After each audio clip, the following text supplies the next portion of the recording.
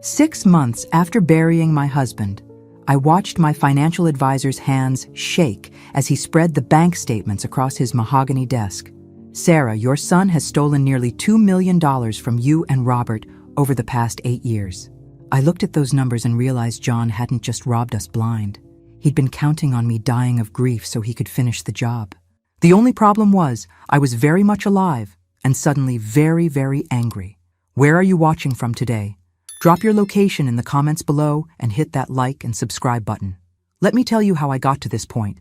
Sitting in David Chambers' office on a gray October morning, staring at evidence that my only child was nothing more than a well-dressed thief in a $1,000 suit. Robert had been gone for exactly 6 months and 12 days. Heart attack. Quick and clean, the doctor said, like that was supposed to comfort me. 45 years of marriage, and he left me sitting at the kitchen table with a half-finished crossword puzzle and a cup of coffee that went cold while I waited for the ambulance. The grief had been manageable, mostly because I'd been busy. Funeral arrangements, probate court, insurance claims, the endless paperwork that follows death like vultures. John had been wonderful during those first few weeks, attentive, helpful, taking care of all the financial details so I could focus on healing, or so I thought. "Mom, let me handle the accounts," he'd said, standing in Robert's home office with that concerned expression he'd perfected as a child when he wanted something. "You shouldn't have to deal with all this complexity right now." I'd been grateful. John was a financial consultant himself, successful by all appearances. He drove a BMW, lived in a house in Winnetka that probably cost more than I'd spent on cars in my entire lifetime. His wife Ashley wore designer clothes and took the twins to Europe for spring break. They seemed to have it all figured out. So I'd signed the papers, gave him power of attorney over the investment accounts while I sorted through 45 years of accumulated life. It seemed reasonable, responsible, even. David Chambers had been Robert's financial advisor for 20 years.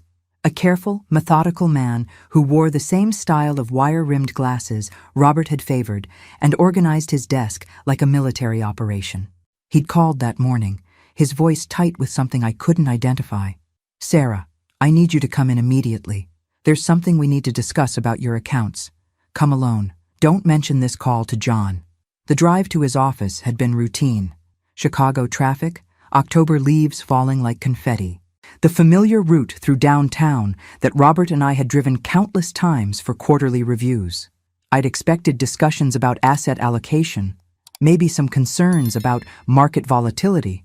I hadn't expected to discover I was living with a criminal. "It started small," David was saying now, pointing to entries from 8 years ago. 5,000 here, 10,000 there, transfers he covered with explanations about investment opportunities or emergency expenses. But look at this pattern. The numbers swam before my eyes. Systematic withdrawals, forged signatures, accounts I'd never heard of. John had been methodical, patient, professional. He'd been embezzling from his own parents with the skill of a seasoned con artist. "The really clever part," David continued, his voice heavy with admiration and disgust, "is how he timed it. Major withdrawals always coincided with Robert's health episodes. When your husband had that surgery 2 years ago, John moved $400,000 into an account in the Cayman Islands. When Robert was in the hospital for pneumonia last Christmas, another $200,000 disappeared. I felt something cold settle in my stomach. He was hoping Robert would die first. That's my assessment. With Robert gone and you in grief, he could have cleaned out everything and claimed investment losses or medical expenses. You'd have never questioned it. But Robert hadn't cooperated with John's timeline. He'd recovered from every health scare, gotten stronger, stayed involved in our finances right up until that final heart attack in his kitchen chair. "How much is left?" I asked, surprised by how calm my voice sounded. David consulted another spreadsheet. "Of your original $4 million in investments and savings, approximately $2.3 million remains. The house is yours free and clear, and Robert's life insurance policy of $800,000 hasn't been touched because John isn't the beneficiary on that account. So I had resources, not what I'd expected to have, but enough to live comfortably if I was careful. More importantly, I had options." "David," I said, gathering the papers into a neat stack, "I need you to do exactly what I tell you, and I need you to do it today." He leaned forward, attentive. "First, Change all the passwords on every account. Remove John's access immediately. Second, move everything into new accounts at a different bank. Everything. Third, I want copies of all these records, going back 10 years. And fourth, I paused, thinking about John's face when he'd hugged me at the funeral, how concerned he'd looked when I'd cried over Robert's suits. Fourth, I want you to set up a meeting with the FBI's white-collar crime division. My son is about to learn that grief doesn't make you stupid. I drove home in a daze, David's manila envelope of evidence burning like a coal in my passenger seat. The house felt different when I walked in, like someone had rearranged the furniture in subtle ways. Every family photo on the mantel seemed like a lie now. Every memory of John as a caring son felt contaminated. The house was quiet. Too quiet. For 6 months it had been my refuge, the place where Robert's presence still lingered in his reading chair and the crossword puzzles he'd never finished. Now, it felt like a crime scene. I sat at the kitchen table where I'd eaten breakfast with Robert for 25 years and opened my laptop. Time to do some detective work of my own. John's social media presence was carefully curated, like everything else about him. Photos of family vacations that must have cost $30,000. Ashley's jewelry collection that could fund a small country. The twins' private school tuition at $40,000 per year each. For a financial consultant with a modest practice, John was living remarkably well. I started making a list. The house in Winnetka, purchased 3 years ago for $1.2 million. Ashley's Mercedes, the boat they kept at Belmont Harbor, the country club membership, the designer clothes, the European vacations. Even with a generous estimate of John's legitimate income, the math didn't work. My phone rang. John's name on the screen made my stomach clench. "Hi, Mom, just checking on you." "How was your day?" His voice was warm, concerned, the same tone he'd used when I'd called him crying after Robert's funeral. For 8 years, this man had been stealing from his own father while looking him in the eye over Sunday dinners. "Oh, fine," I managed. "Just running errands, the usual widow things. Are you eating enough? You sounded tired last week." The caring son routine would have fooled me yesterday. Today, I heard something else underneath it. Calculation. He was monitoring me, making sure I wasn't asking the right questions or talking to the right people. "I'm managing." "Actually, John, I was thinking about the investments. Maybe it's time I started paying more attention to what we have." Silence. Just for a beat, but I caught it. "Mom, you don't need to worry about that stuff. That's why you have me handling it. You should focus on taking care of yourself." "But I'd like to understand. Maybe we could go over the accounts next week?" "Of course." "Absolutely. Let me pull everything together and we'll sit down soon. Maybe next month when things slow down at work." Next month. Always next month. How many times had he deflected with promises to explain things later? "Actually, I'd prefer to do it this week. I called David Chambers today." Another pause. Longer this time. "You called David? Why would you do that without telling me?" There it was. The edge in his voice that he couldn't quite hide. Not concern. Panic. "He's been our advisor for 20 years, John. I don't need your permission to call him." "Of course not. I just meant we should coordinate these things." "What did you discuss?" I could picture him in his office, probably pacing, trying to figure out how much David might have revealed. The predator realizing his prey was no longer helpless. "Oh, just general questions about Robert's accounts. Nothing specific." Relief flooded his voice. "Good, good. Well, let me know if you have any questions. David's great, but sometimes these older advisors can be a bit overwhelming with details. I prefer to keep things simple for you." Simple. Like I was an elderly child who couldn't handle grown-up conversations about my own money. After we hung up, I sat in Robert's chair and thought about the man I'd raised. The little boy who'd cried when he accidentally stepped on an ant. The teenager who'd worked summers to save money for college. The young man who'd called every week during his first job in California. When had he changed? When had he looked at his aging parents and seen opportunity instead of responsibility? My phone buzzed with a text message from Ashley, my daughter-in-law. "Sarah, John mentioned you called David today. Just wanted to make sure you're not worrying unnecessarily about money. We're here to help with anything you need." They were coordinating now, circling the wagons. I wondered how much Ashley knew about the source of their comfortable lifestyle. Was she complicit, or was she another victim of John's deception? I typed back, "Thank you, dear. Just trying to understand Robert's affairs. You know how it is. Her response came immediately. Of course. It's smart to stay informed. Let us know if we can help explain anything. Help explain how they'd been robbing me for 8 years? I didn't think that conversation would go well. The house phone rang. Margaret Walsh, my neighbor and closest friend, since Robert and I had moved to this street. Sarah, are you all right? I saw you come home and you looked upset. Margaret was 72, sharp as a tack, and had raised 4 children who actually loved her. She'd also buried 2 husbands and survived a son who'd tried to put her in a nursing home against her will. If anyone would understand what I was dealing with, it was Margaret. Can you come over? I need to talk to someone I trust. Give me 5 minutes. When Margaret arrived with a bottle of wine and that no-nonsense expression she wore when life got complicated, I spread David's evidence across the dining room table and told her everything. She read through the documents in silence, occasionally making small sounds of disgust or amazement. When she finished, she looked at me with eyes that had seen their share of family betrayal.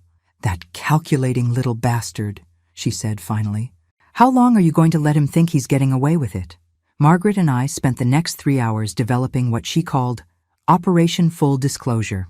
The wine helped with our planning, though I suspect it also made our revenge fantasies more elaborate than strictly necessary. First rule of warfare, Margaret said, refilling our glasses. Know your enemy's weaknesses. What does John care about most? I thought about my son, trying to see him clearly for the first time in years. His reputation, his image, the respect of his colleagues and clients. And Ashley? Social status, being seen as the perfect wife and mother. The country club, the charity boards, the right schools for the kids. Margaret made notes on a legal pad, like a general planning a campaign. So, if their lifestyle suddenly disappeared, if their friends learned the truth about how they'd been funding their perfect life, it would destroy them. Good. Now, what about evidence? You need everything documented before you make your move. I told her about my upcoming meeting with the FBI, about the bank transfers I'd already made to secure what was left of our money. Margaret nodded approvingly. Smart, but that's just defense. What about offense? We made a list. John's employer would need to know about his criminal activities. The country club where Ashley served on the board would be interested to learn their membership fees had been paid with stolen money.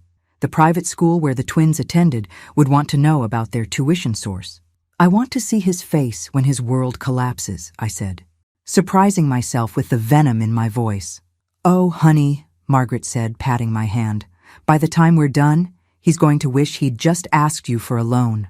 The next morning I drove to the FBI field office downtown. Special Agent Rebecca Morrison was younger than I'd expected, maybe 40. With the kind of focused intensity that made me think she enjoyed putting white-collar criminals behind bars. Mrs. Mitchell, thank you for bringing this to our attention. Financial elder abuse cases are a priority for us, especially when they involve this level of systematic fraud. She reviewed David's documentation with the practiced eye of someone who'd seen every variation of family financial crime. The good news is, your son was thorough, almost too thorough. He left an excellent paper trail. Bank records, forged documents, patterns of behavior that clearly indicate intent to defraud. What happens next? We'll need to interview you formally, gather all the financial records, probably execute search warrants on his home and office. Are you prepared for this to become public? Federal charges mean media attention, court proceedings, family upheaval. I thought about Robert, how he'd always said that the right thing to do was rarely the easy thing to do. Agent Morrison, my son stole $2 million from his own parents. He did it systematically, patiently, over 8 years. He forged documents and lied to our faces while planning to steal everything we'd worked for. If that's not worth a little media attention, what is? She smiled, the first time she'd shown any warmth since I'd arrived. We'll be in touch within a week to begin formal proceedings. In the meantime, don't change your behavior around John. Act normal. Let him think he's still in control. Acting normal turned out to be harder than I'd anticipated. John called that evening to check on me, and I found myself analyzing every word, every inflection. Was he calling because he cared about my well-being? Or was he monitoring my activities? Mom, I've been thinking about what you said, about wanting to understand the finances better. Maybe we should start with something simple, like reviewing your monthly expenses. Monthly expenses, not the investment accounts where he'd been stealing, not the long-term planning documents, just my grocery money and utility bills. That sounds perfect, I said, injecting enthusiasm into my voice. I've always been curious about the bigger picture too. The investments, the retirement planning, all of it. Well, let's start small and work our way up to the more complex stuff. There it was again. The assumption that I couldn't handle complexity. After 45 years of marriage to a man who'd built a successful construction business, after raising a son and managing a household and working part-time at the library for 15 years, John still saw me as helpless. Of course, whatever you think is best. Great. How about Sunday dinner this week? Ashley's making that pot roast you like. Sunday dinner, where we'd sit around their dining room table, bought with money stolen from Robert and me, while Ashley served a meal funded by our stolen savings, and I'd smile and ask about the twins' school activities paid for with our stolen money. I'll bring dessert. After hanging up, I called Margaret. How long do you think I can keep this up without losing my mind? Not much longer, but that's okay. Once the FBI moves, it'll be out of your hands. Just hold on a little while longer. That night, I couldn't sleep. I kept thinking about family photos, about all the times John had hugged me and told me he loved me while actively robbing us, about Ashley's thank you cards for birthday gifts, written on stationery bought with stolen money. But mostly, I thought about Robert, about how he'd trusted John with everything, about how he'd died believing his son was a good man who'd take care of his mother. Robert had been wrong about John, but he'd been right about me. I was stronger than anyone gave me credit for. Strong enough to survive his death, strong enough to discover the truth about our son, and definitely strong enough to make sure John paid for every dollar he'd stolen. The next morning, I woke up with a plan that would have made Robert proud. Sunday dinner at John and Ashley's house was a masterclass in performance art. I sat at their polished dining room table, eating pot roast that probably cost what I used to spend on groceries for a week, and pretended not to calculate the price tag on everything in sight. The house was a testament to stolen money. Crystal chandelier in the foyer, probably $15,000. Ashley's diamond earrings, another 10. The wine John poured with casual extravagance was a bottle I'd seen at the liquor store for $300. Grandma Sarah, look what I learned in dance class. Emma, my 15-year-old granddaughter, jumped up to demonstrate a complex routine that was clearly the product of expensive private lessons. That's beautiful, sweetheart. I meant it. Whatever John had done, the twins were innocent. Emma and Tyler were good kids who had no idea their college funds were built on theft. Ashley beamed with maternal pride. Emma's teacher says she has real potential. She's been invited to audition for the Chicago Youth Ballet's Summer Intensive program. How wonderful. That must be quite competitive. Oh, it is. And expensive. Ashley laughed in that way wealthy women do when discussing costs that would bankrupt most families. But it's such an opportunity. The program fee alone is $18,000, plus housing and living expenses in New York. $18,000. Enough to buy a reliable used car, paid for with money stolen from Robert's retirement account. I'm sure she'll do wonderfully, I said, cutting another bite of pot roast. John raised his wine glass. To family. To supporting each other through everything. The irony was so thick, I nearly choked. But I raised my own glass and smiled like the doting mother-in-law they expected me to be. After dinner, John and I retired to his home office to discuss my financial education. The room was decorated like a Hollywood version of Success. Leather-bound books, expensive desk, framed diplomas and awards. Everything designed to project competence and trustworthiness. John pulled out a folder of papers. I thought we'd start with your basic monthly budget, just so you understand where your money goes. The papers he showed me were legitimate.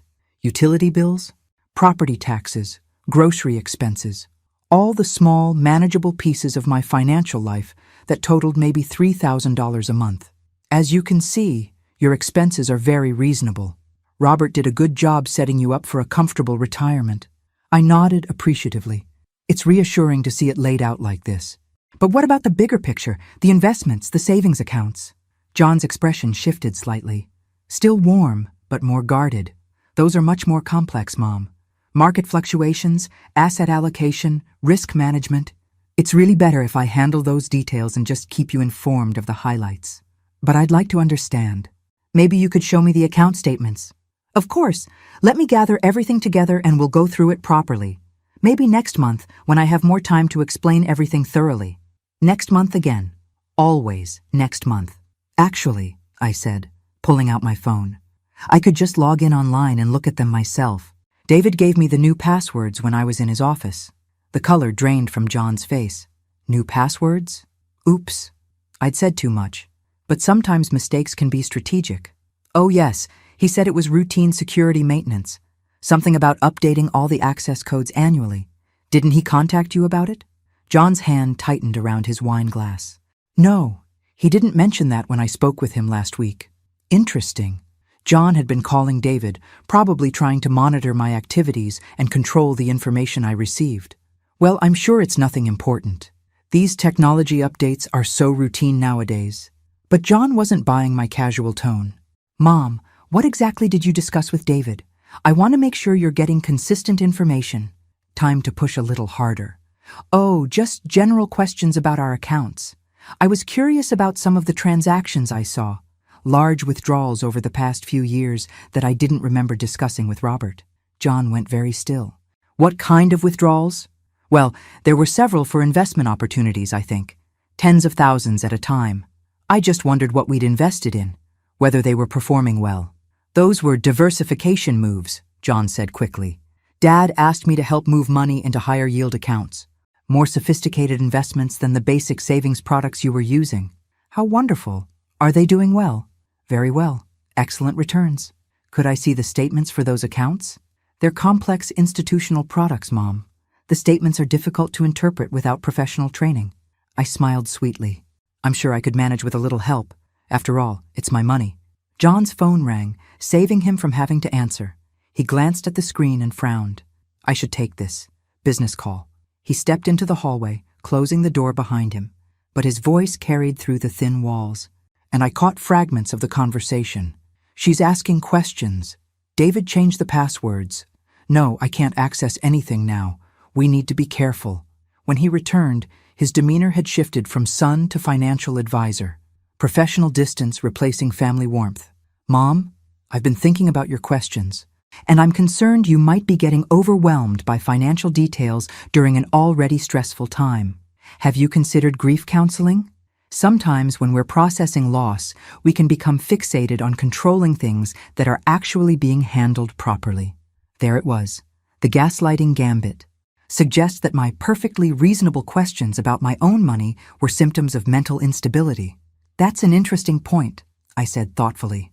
Though I should mention, David seemed very pleased that I was taking an active interest in our affairs. He said it showed real mental clarity and strength. John's smile became strained.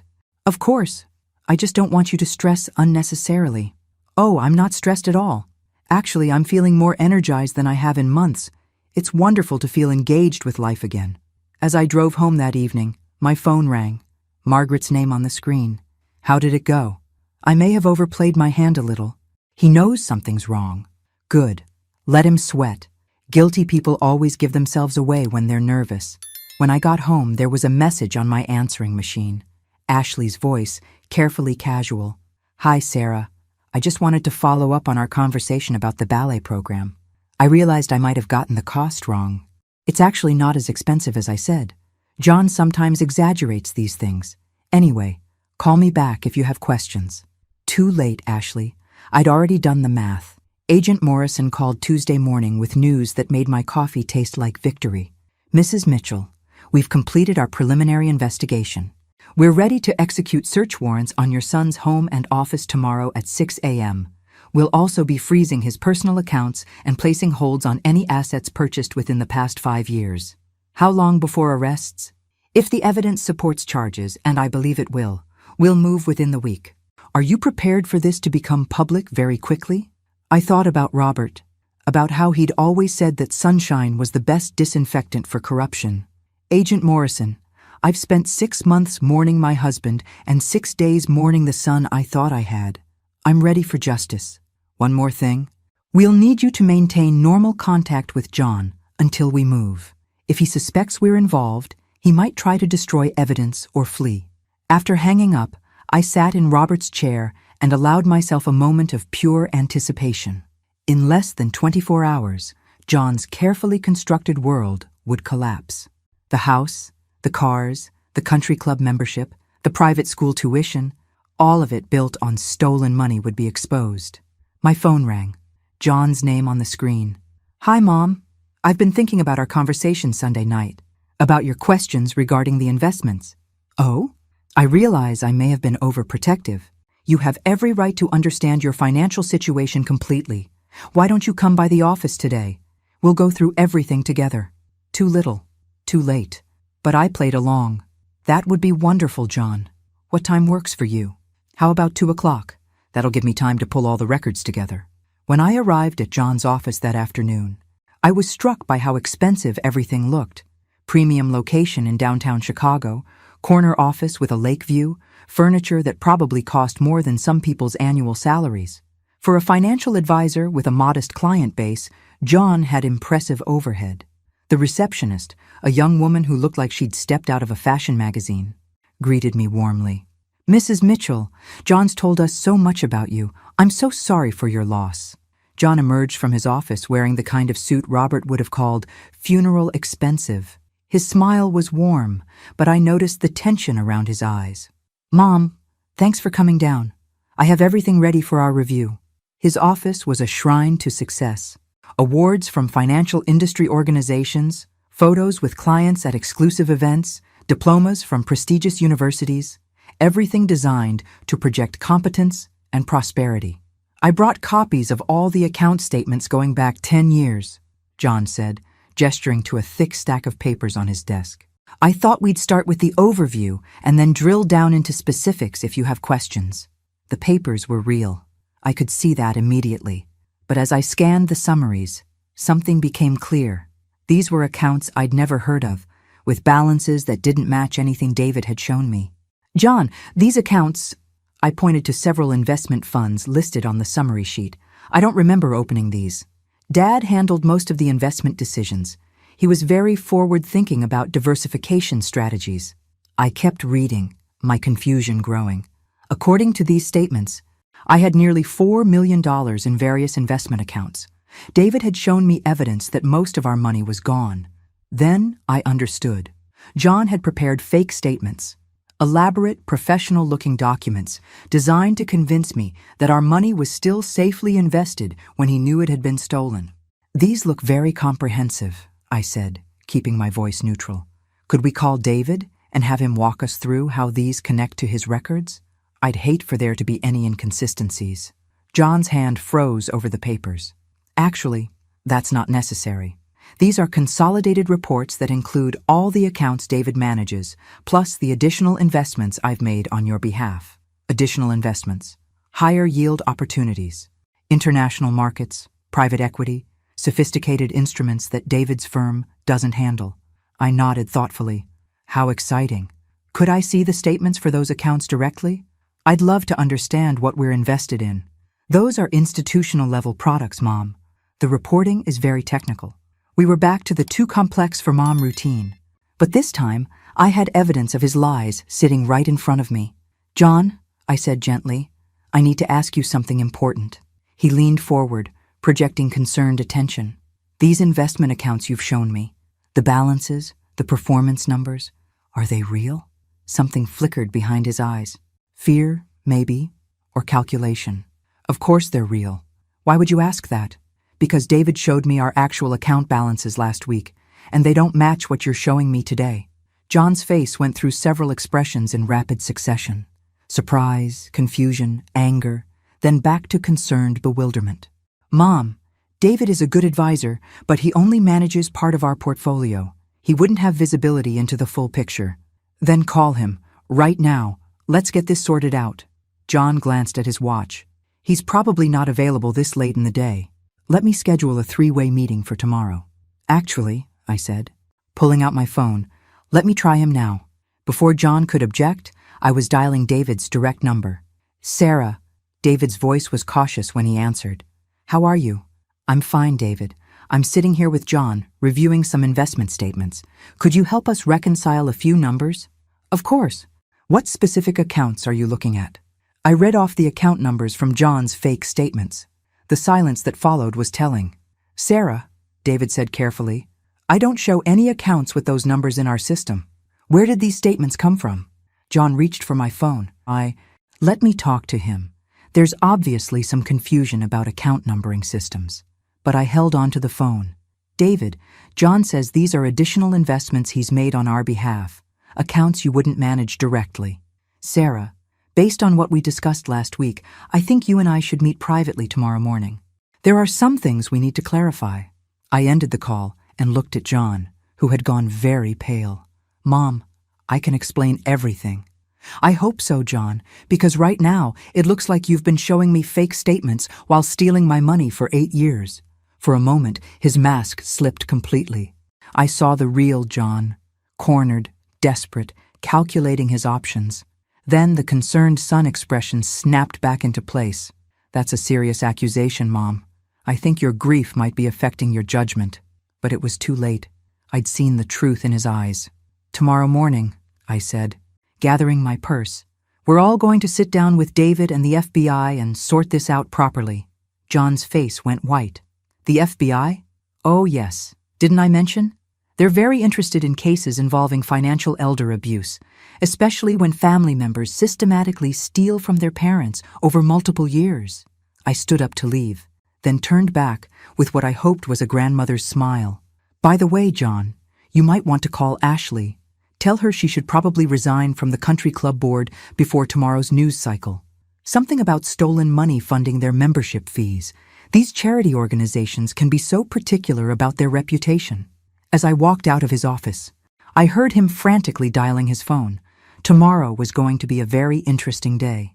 I woke up at 5:30 a.m. to the sound of my phone buzzing. Agent Morrison's voice was crisp and professional. Mrs. Mitchell, we're moving in 30 minutes. Are you somewhere safe? I'm at home. Good. Stay there until we contact you. And Mrs. Mitchell, you might want to turn on the local news around 8 o'clock. I made coffee with hands that were surprisingly steady and settled into Robert's chair to wait. At exactly 6 a.m., I heard sirens in the distance, faint but getting closer. They weren't coming to my neighborhood, but I knew where they were going. By 6:15, my phone was ringing constantly. Margaret called first. Sarah, I just saw FBI vehicles racing toward Winnetka on the news. Please tell me that's what I think it is. That would be Operation Full Disclosure entering its final phase. Hot damn! I'm coming over with pastries. We're going to watch this unfold properly. The next call was from Ashley, her voice high with panic. Sarah, there are federal agents at our house. They have search warrants. They're going through everything. John's office, our computers, bank records. What is happening? I took a sip of coffee before answering. I imagine they're investigating financial crimes, dear. You should probably call a lawyer. Financial crimes? What financial crimes? John hasn't done anything wrong. Ashley, sweetheart, your husband has been systematically stealing from Robert and me for 8 years. The FBI has evidence of nearly $2 million in theft. You might want to start thinking about how you're going to explain your lifestyle to a federal prosecutor. The silence stretched so long, I thought she'd hung up. That's impossible, she whispered finally. John would never. John did, and now he's going to pay for it. The line went dead. Margaret arrived with Danish pastries and a thermos of coffee just as the morning news began their lead story. We watched from my living room as helicopters circled over John's neighborhood, showing FBI agents carrying boxes from his house and office. Financial advisor John Mitchell was arrested this morning on charges of elder financial abuse and wire fraud, the news anchor announced.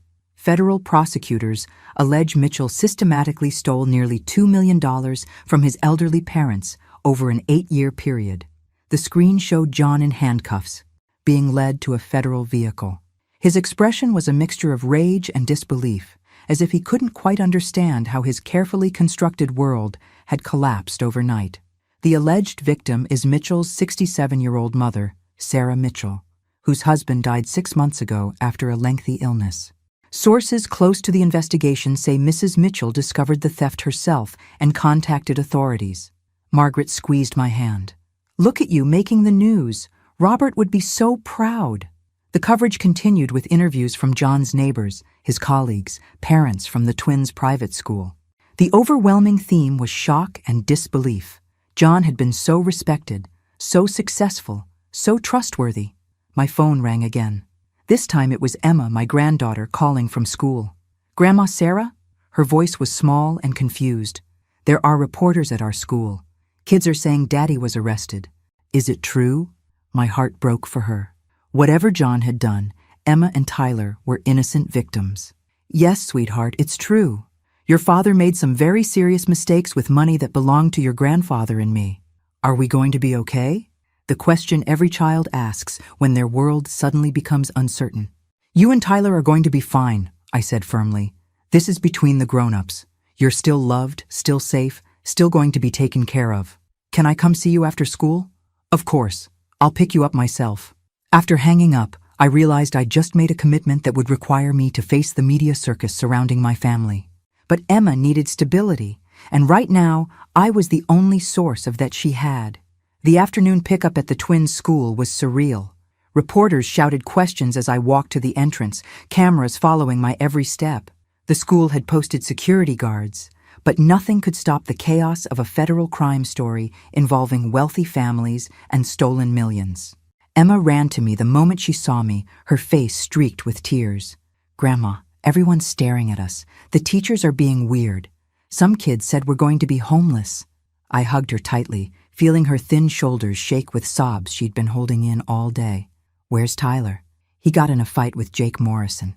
Jake said Daddy was a criminal and Tyler punched him. He's in the principal's office." I found Tyler sitting in a chair that was too big for him, his lips split and his eyes defiant. Principal Henderson looked relieved to see me. "Mrs. Mitchell, I'm so sorry about all of this. Tyler was defending his family's honor, which is admirable, but we can't have students fighting." "Of course not. Tyler, are you hurt?" He shook his head, but I could see the confusion and fear behind his bravado. At 13, he was old enough to understand that his life had just changed dramatically, but too young to process what it meant. "Can we go home now?" he asked quietly. "We're going to my house," I said. "Your mother is dealing with some complicated adult problems right now." As we drove away from the school, Emma asked the question I'd been dreading. "Grandma, what's going to happen to Daddy?" I looked at her in the rearview mirror. This beautiful girl who looked so much like John had at her age, and tried to find words that were honest, but not cruel. "Your father broke the law, sweetheart. He's going to have to face the consequences of that. It probably means he'll have to go to prison for a while." "For how long?" "I don't know. That will be up to the judge." Tyler spoke up from the passenger seat.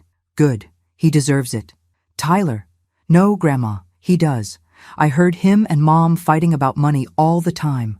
I heard him on the phone talking about accounts and transfers and how he was handling everything. I didn't understand it then, but I do now." Out of the mouths of babes. Tyler had been witnessing his father's criminal activity without realizing what he was seeing. When we got to my house, I called Ashley to let her know where the children were. She didn't answer. I left a message saying the twins would be staying with me until she was ready to talk to them. That evening, as Emma and Tyler did homework at my dining room table, the same table where Robert and I had planned our retirement, where John had eaten Sunday dinners while stealing from us, I felt something I hadn't expected: peace. For 6 months, I'd been drifting through my days, going through the motions of living while feeling like a ghost in my own life. Today, for the first time since Robert's death, I felt fully alive, engaged, purposeful. I'd protected my grandchildren. I'd exposed a criminal. I'd taken back control of my own life. Robert would have been proud. The next morning brought a knock at my door that I wasn't expecting. Ashley stood on my porch looking like she hadn't slept in days. Her perfectly styled hair was disheveled, her makeup smudged, her designer clothes wrinkled. "I want to see my children." "Of course. Come in." She followed me to the kitchen, where Emma and Tyler were eating pancakes and arguing about whose turn it was to control the television remote. Normal sibling behavior in the middle of an abnormal situation. "Mom!" Emma jumped up and hugged Ashley, who immediately started crying. Tyler was more cautious. "Are you okay?" Ashley sat down at the table and pulled both children close. "I'm sorry about yesterday. I'm sorry about all of this. I had no idea what your father was doing. I studied her face, looking for signs of deception. Ashley had benefited from John's theft as much as anyone. The house, the cars, the vacations, the private schools. She'd enjoyed it all without asking questions about where the money came from. But looking at her now, holding her children while her world collapsed around her, I believed her. Ashley was many things, materialistic, status-conscious, sometimes shallow, but she wasn't a criminal. "What happens now?" Tyler asked. Ashley looked at me helplessly. "I don't know, baby. The FBI froze all our accounts yesterday. The house is going to be seized because they say it was bought with stolen money. I can't even access our checking account to buy groceries. Where are you going to live?" "I'm working on it. Maybe my sister in Phoenix temporarily." Emma's eyes filled with tears. "We have to move to Arizona?" "It might be temporary," Ashley said, but her voice lacked conviction. "I made a decision that surprised even me. You could stay here, temporarily, until you figure out what comes next." Ashley stared at me. "Sarah, I couldn't. After everything. The children need stability. They need to finish the school year with their friends, and frankly, you need help navigating what comes next. Why would you help us? John stole from you. We benefited from that theft." It was a fair question. Why was I offering to help the family that had been living off my stolen money? Because punishing children for their father's crimes isn't justice. It's just more damage. And because I paused, thinking about Robert, about the kind of man he'd been. Because this is what good people do. They help children, even when the adults in those children's lives have failed them. Ashley started crying again, but this time it was relief mixed with the grief. "There would be conditions," I continued. "Complete honesty about everything you knew or suspected about John's activities, full cooperation with the FBI investigation, and acknowledgement that the lifestyle you were living was funded by theft from Robert and me." Ashley nodded through her tears. "I swear to you, Sarah, I had no idea. I asked John sometimes about how we could afford things, but he always said business was good, that he'd made smart investments. I wanted to believe him. And the country club, the private school tuition, the European vacations? I thought we were just successful. I thought John was good at what he did." She looked at me with eyes full of shame. "I didn't want to look too closely because I liked our life. I liked being able to say yes when the kids wanted things." It was more honesty than I'd expected from Ashley. Admitting complicity through willful ignorance took courage. "All right then, you and the children can stay in the guest rooms upstairs. But Ashley, if I find out you knew more than you're telling me, you're out. And if you ever lie to me again about anything, you're out." "Thank you," she whispered. "Thank you so much." Emma and Tyler looked relieved for the first time since their father's arrest. They'd have stability, familiar schools, and most importantly, they'd have each other. That afternoon, Agent Morrison called with an update on John's case. "He's being held without bail, flight risk, and the serious nature of the charges. His attorney is trying to negotiate a plea deal, but we're not interested unless he provides full restitution and information about any other victims." "Other victims?" "We've discovered evidence that your son may have been running similar schemes with other elderly clients. We're investigating at least 3 additional cases involving clients of his firm." I sat down heavily. John hadn't just stolen from his parents. He'd been systematically targeting vulnerable elderly clients, using his position as their financial advisor to rob them. "Mrs. Mitchell, I need to ask you something. Are you prepared for a long legal process? This case is going to trial, unless John pleads guilty. And even then, there will be months of court proceedings, restitution hearings, victim impact statements. It's going to be emotionally draining." I thought about Robert, about how he'd always said that the right thing to do was worth doing even when it was hard. "Agent Morrison, my son didn't just steal money from us. He stole our peace of mind, our trust, our sense of security. He made us victims in our own home. If pursuing this case helps prevent him from doing the same thing to other families, then yes, I'm prepared for whatever it takes."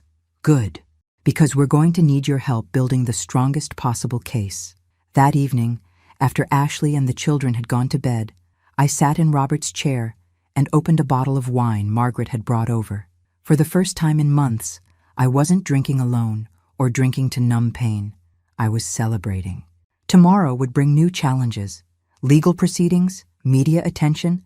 The complicated process of rebuilding relationships with my grandchildren while their father sat in federal prison. But tonight, I was proud of the woman I'd become. Strong enough to expose my own son's crimes, compassionate enough to help his innocent family, wise enough to know that justice and revenge weren't the same thing. I raised my glass to Robert's photograph on the mantel. We did good, honey. We raised a thief, but we also taught him to face consequences, and we taught me to be stronger than I ever knew I could be. The house felt peaceful, full of sleeping children who would wake up safe and loved, despite everything their world had lost. For the first time in 6 months, that felt like enough. 3 weeks later, John's attorney requested a meeting with me. Patrick Sullivan was exactly what I'd expected. Expensive suit, confident demeanor, the kind of lawyer who specialized in making wealthy criminals' problems disappear. We met at David Chambers' office, neutral territory where I felt safe and supported.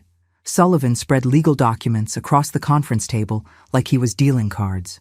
Mrs. Mitchell, my client would like to discuss a resolution that could benefit everyone involved. Your client is my son, Mr. Sullivan, and your client is a thief. What could he possibly offer me that I don't already have? Sullivan's smile was practiced and empty. Full restitution, Mrs. Mitchell.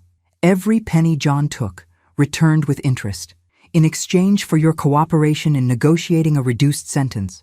I looked at the numbers he'd written on a legal pad. $2.3 million. More money than John should have had access to, given that most of our stolen funds were supposedly gone. Where exactly would this restitution come from? John made several successful investments with the funds in question. Despite the irregularity of his access to those funds, the investments performed well. Translation: John had been gambling with our money and won. It didn't make the theft any less criminal, but it meant the money still existed. Mr. Sullivan, are you telling me that my son stole our retirement savings to play the stock market? I'm telling you that full restitution is possible if we can reach an agreement. David Chambers leaned forward. What kind of agreement? A victim impact statement that emphasizes John's cooperation, his remorse, and the unique circumstances of family relationships. Something that might influence the judge toward a more lenient sentence. I stared at Sullivan for a long moment, then started laughing. Not polite chuckling, but genuine, incredulous laughter that made both men look uncomfortable. Mr. Sullivan, your client systematically stole from his dying father and grieving mother for 8 years. He forged documents, lied to federal agents, and according to the FBI, he did the same thing to at least 3 other elderly clients. And you want me to ask a judge to go easy on him because we're family? Mrs. Mitchell, John made mistakes, but prison time won't benefit anyone. If he's incarcerated, he can't work to repay other victims. His children will grow up without a father. His wife will struggle as a single mother. His children and wife can visit me anytime they want to see what it looks like to rebuild your life after someone you trust steals everything from you. Sullivan tried a different approach. What would your husband have wanted? Would Robert have wanted to see his son in federal prison? It was the wrong question to ask. My husband would have wanted to see justice done. Robert built his construction company from nothing by treating people fairly and keeping his word. He would be disgusted to know that his son became exactly the kind of person he spent his life fighting against. I stood up, gathering my purse. Mr. Sullivan, you can tell your client that he'll get the victim impact statement he deserves. I'll tell the judge exactly how his crimes affected our family, exactly how much damage he caused, and exactly why he deserves the maximum sentence allowable under law. Sullivan's composure cracked slightly. Mrs. Mitchell, that's a decision you may regret. Family relationships can be repaired, but federal convictions are permanent. So is being a victim of your own child's greed. Good day, gentlemen. As I walked to my car, my phone was already ringing.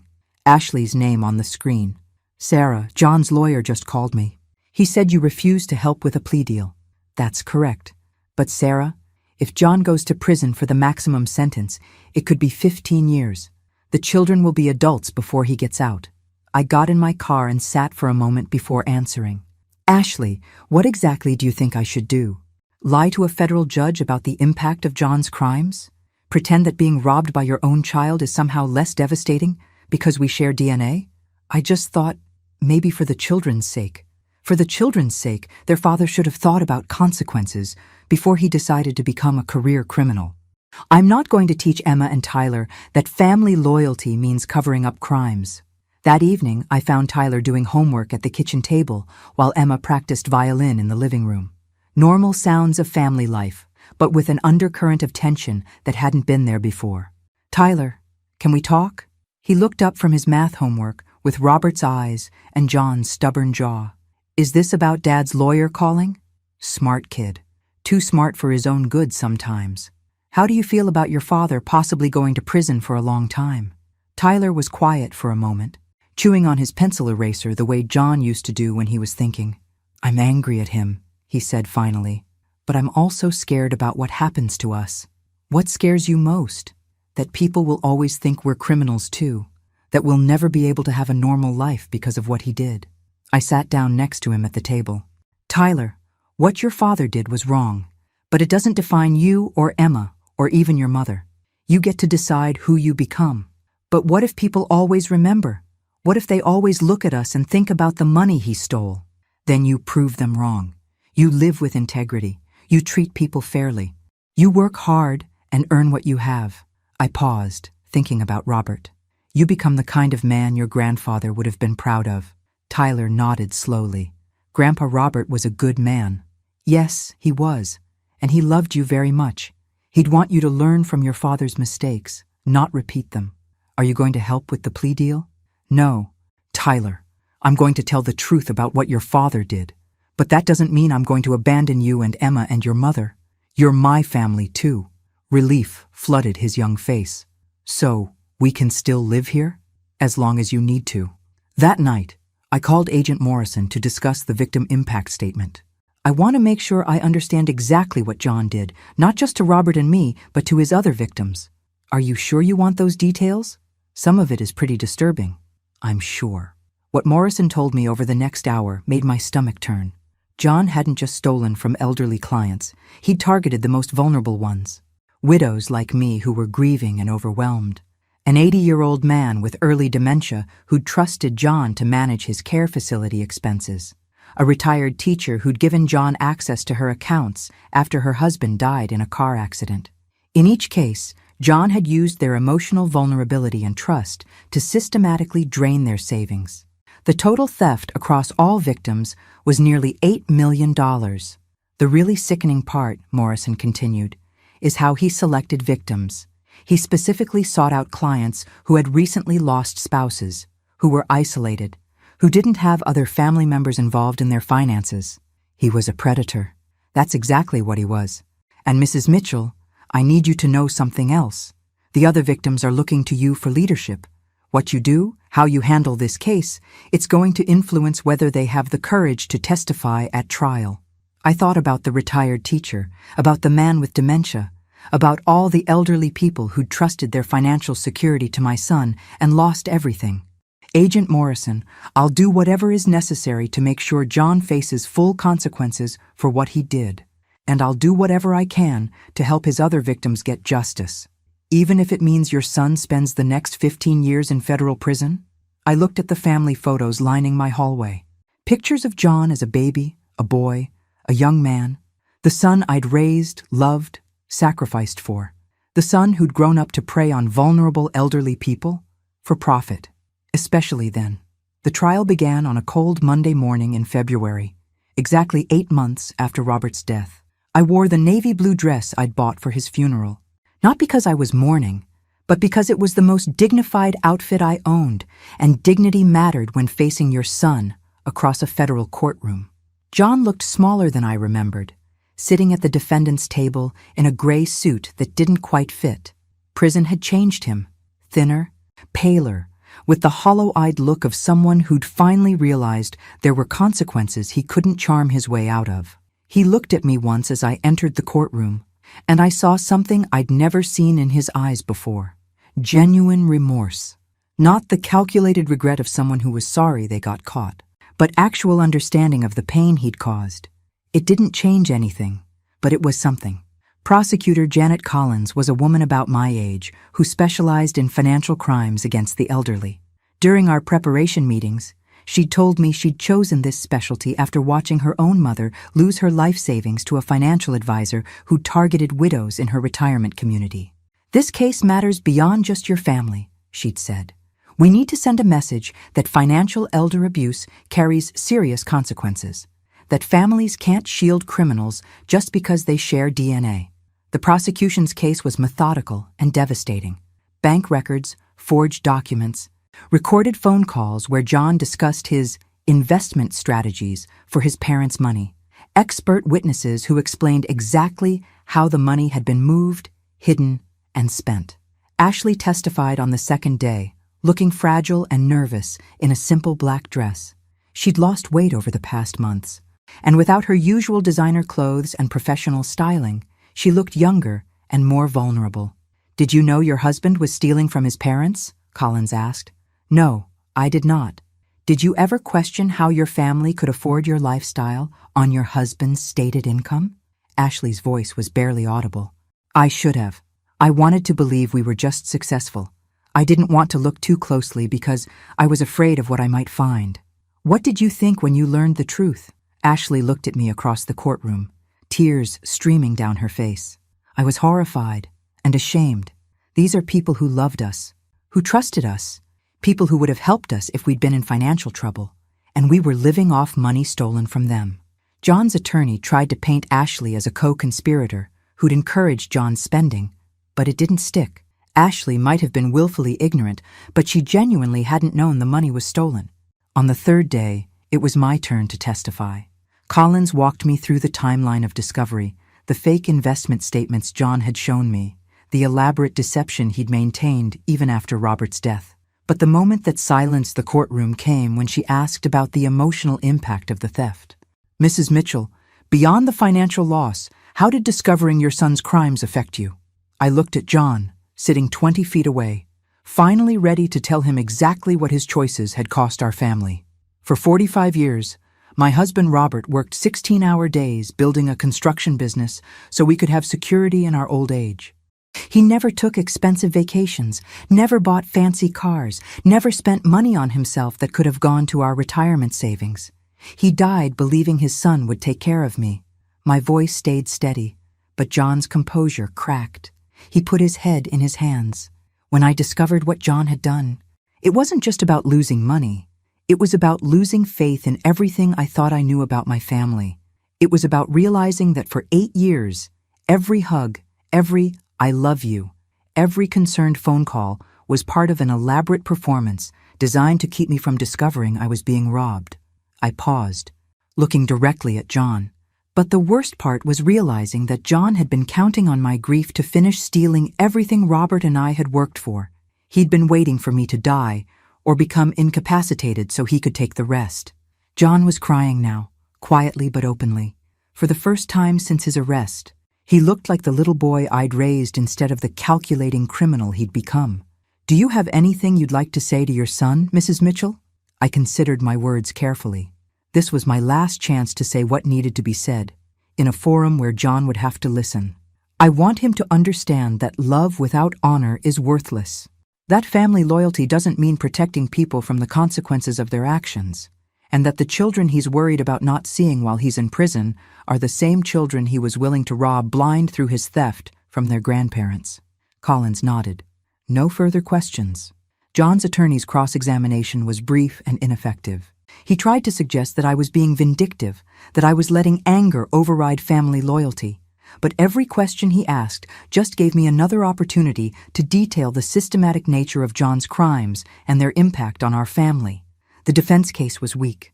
Character witnesses who testified that John was a good neighbor, a devoted father, a respected member of the community.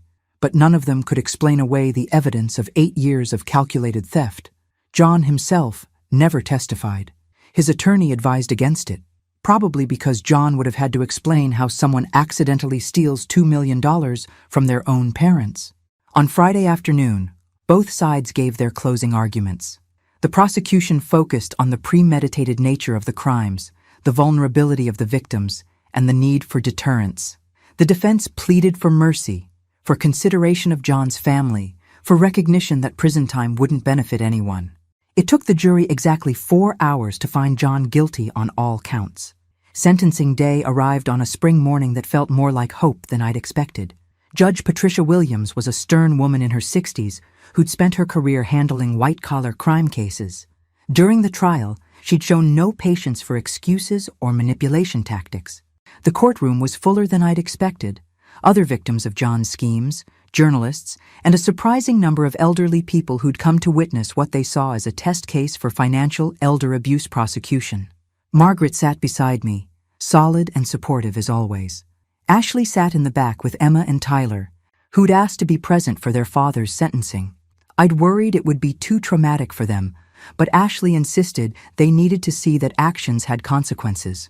John's attorney made one final plea for leniency, emphasizing his client's remorse, his cooperation with authorities, and his role as a father and husband. It was a polished performance, but it felt hollow in the face of what we'd learned during the trial. Then, Judge Williams asked if John wanted to make a statement before sentencing.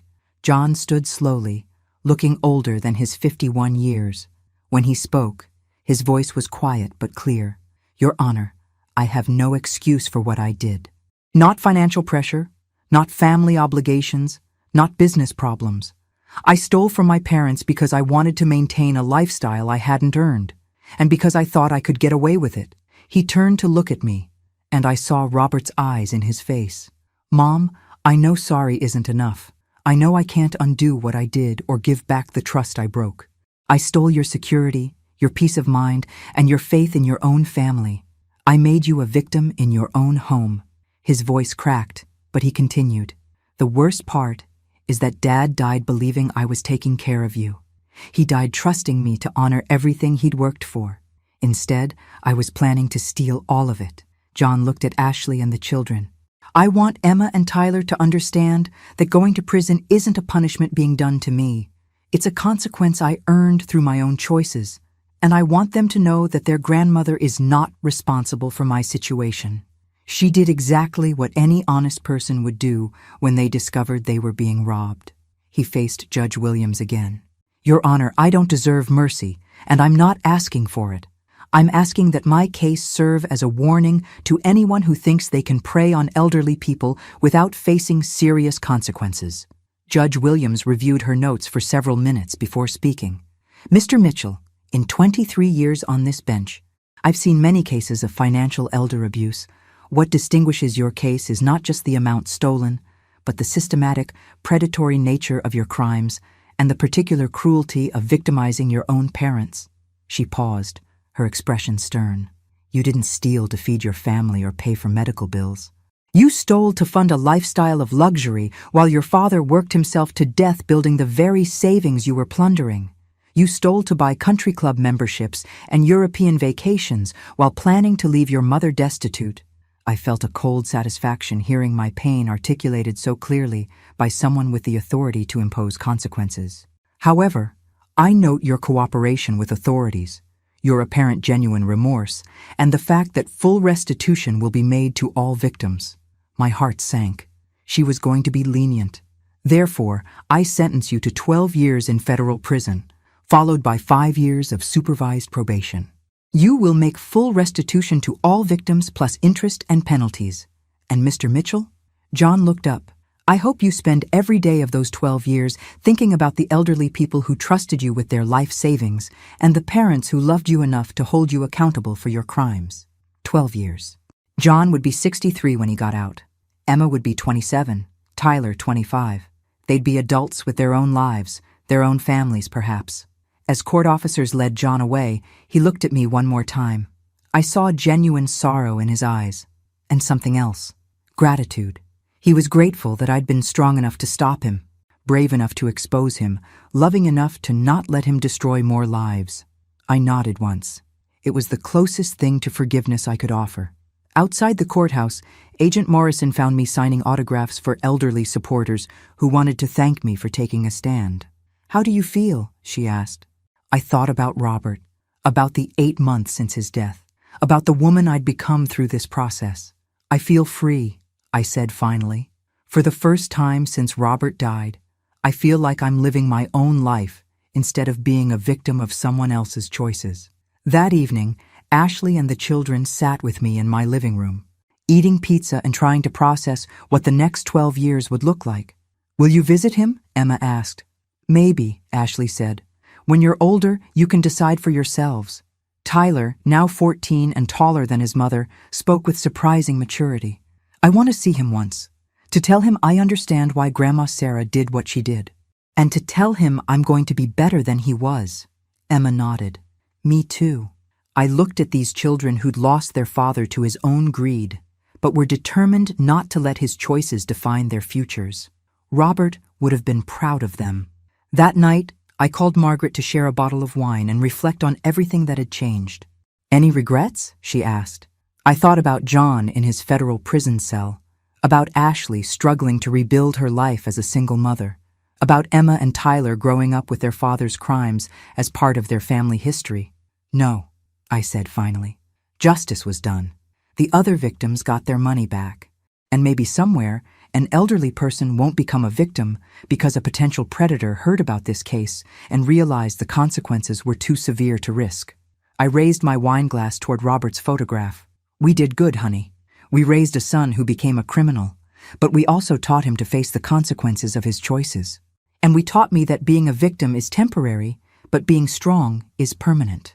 The house felt peaceful, full of sleeping children who would wake up knowing that actions have consequences, that family love includes accountability, and that sometimes the bravest thing you can do is refuse to enable the people you love most. 3 months later, I received a letter from John in federal prison. It was simple and honest. "Mom, I know I have no right to ask for anything, but I want you to know that what you did saved me from becoming an even worse person than I already was. I was planning to steal everything. If you hadn't stopped me, I would have destroyed more families, hurt more people. Thank you for loving me enough to hold me accountable. I hope someday Emma and Tyler will understand that having a grandmother with integrity is worth more than having a father without consequences. I love you, John." I read the letter once, then put it in my jewelry box next to the watch Robert wore for 45 years of honest work. Some gifts are worth keeping, even when they come from people who've hurt you. I'm 67 years old, living in my own house, raising my grandchildren with the help of their mother, and sleeping peacefully for the first time in years. Justice, I've learned, feels a lot like freedom. Thanks for listening. Don't forget to subscribe and feel free to share your story in the comments. Your voice matters.